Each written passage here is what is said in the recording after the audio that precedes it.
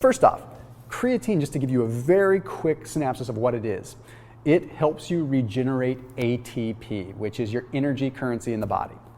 That's it, okay? You already have natural stores of creatine. They get depleted very quickly. So when you go through a quick burst of energy, you deplete your creatine stores. So let's talk why creatine works on keto so well. Okay, first and foremost, one of the issues that people face if they're doing something like lifting weights when they're on a ketogenic diet is at first, at least for the first little while, you lose a fair bit of muscle glycogen as your body is adapting. So you may seem like your muscles are getting smaller, it may seem like you're flattening out and getting weaker. A lot of it is just a result of intracellular water volume decreasing.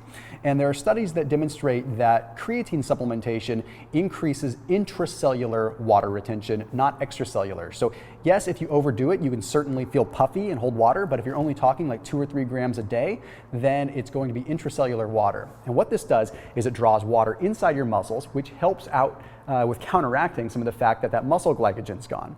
For every 1 gram of carbohydrate that you are holding in glycogen, you hold about 3 grams of water. So when the carbohydrates are out of your muscles, the water volume decreases significantly. And if you look at basic physics, that gives you a smaller lever arm, so less leverage because your muscle belly is smaller. So adding creatine into the mix just draws a little bit of that water back into the muscle to give you some more of that leverage. You don't need much, just a little bit.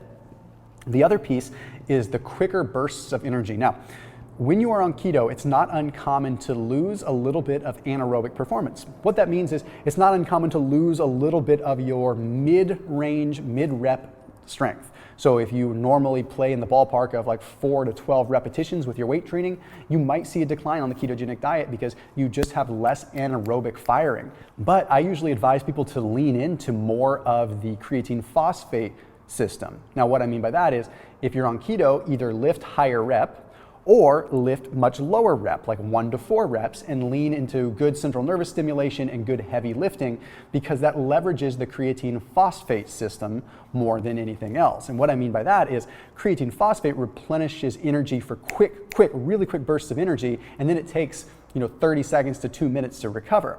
So you can still lift your heavy weights as long as you're working within that creatine phosphate system. Now, the problem with that is that depletes very fast. And on keto, you might find yourself not having sufficient stores. So at least if you supplement with creatine, it allows you to lean into that more and possibly get more strength and power out of those quick, heavy bursts. Not saying everyone should do that, okay? I mean, if you have injuries, yes, use your head. Don't be completely idiotic and do something that's going to just injure you. But if you want to lift heavy and you can, creatine's going to help you out with that and get you more out of your ketogenic workouts.